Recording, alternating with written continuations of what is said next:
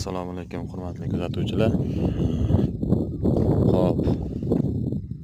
Biz bugun Qulupni dalasiga kelganmiz. Men bu terilgan idishdagilar. Xo'p.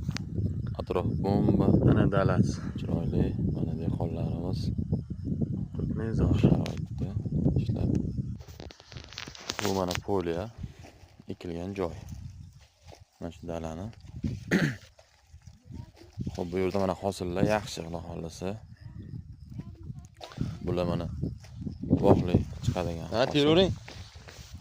Mazasi o'ta shirin. Buning nomi Koreyskiy Charli. Akalarimiz mana shunaqa qilib yomg'irdan saqlash maqsadida patvilonga qilib mana gullarini ko'rishingiz mumkin. Hali ham gullab yotibdi. Hosillar yaxshi, Xudo xolasa.